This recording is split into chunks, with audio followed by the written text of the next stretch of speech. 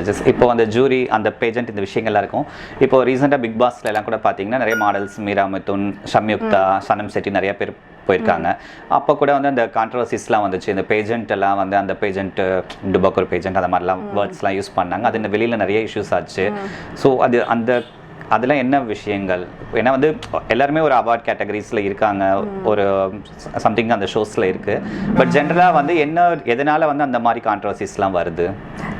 சிலது வந்து பார்த்திங்கன்னா நேஷ்னல் லெவல் பேஜெண்ட்டும் நடக்குது, இன்டர்நேஷ்னல் லெவலும் நடக்குது, ஸ்டேட் லெவல் அண்ட் சின்னதும் நடக்குது. இது எதுக்கு கொண்டாடுறாங்கன்னா, எவ்வளோ பேர் மாடலிங்கில் ட்ரை பண்ணுறாங்க, அவங்களுக்கு ஒரு ப்ராக்டிஸ், சரிங்களா, அவங்களும் ட்ரெயின் ஆகுறாங்க.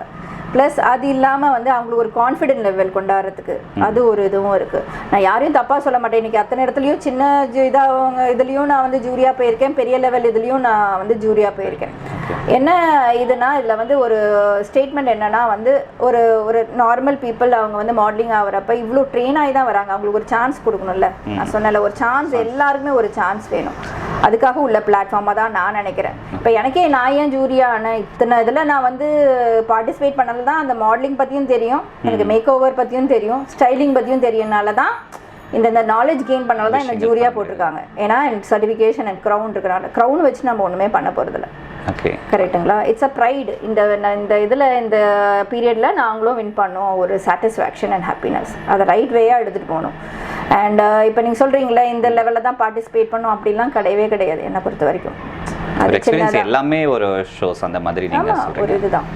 அண்ட் என்னென்னா மாடல்ஸில் நான் வந்து சொல்வேன், வந்து முந்திலாம் ஒரு கேட்டகரிஸ் எதுக்கு வந்து ஹைட்டுன்ற கிட்டே வச்சுருக்க காரணமே வந்து ஃபாரின்லலாம் வந்து அந்த கார்மெண்ட்ஸை வந்து ஷோகேஸ் பண்ணுறது. அவங்க வந்து மேனிக்யூன்றது ஒரு டால் மாதிரி தான் அவங்க ஸ்டேஜில் அதை ஷோகேஸ் பண்ணுறப்ப அவ்வளோ ஹைட் இருந்தால் தான் அதோட ஃப்ளோ, அந்த வாக் அது வந்து ஆட்டோமேட்டிக்காக வரும்.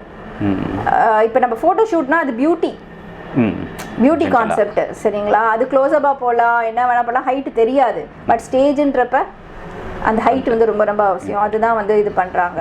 ஆனால் நிறைய பேர் என்ன சொல்லுவாங்க, அக்கா எனக்கு வந்து சான்ஸ் இல்லை. நான் சொன்னேன், நீ ஏன் வந்து நீ மாடலிங்னா அது மட்டும் தான் மாடலிங். ஆக்டிங்கில் இருக்குது, அட்வர்டைஸ்மெண்ட்டில் எவ்வளோ அட்வர்டைஸ்மெண்ட்ஸ் வருது, டிவிசிஸ் உங்களுக்கே தெரியும்.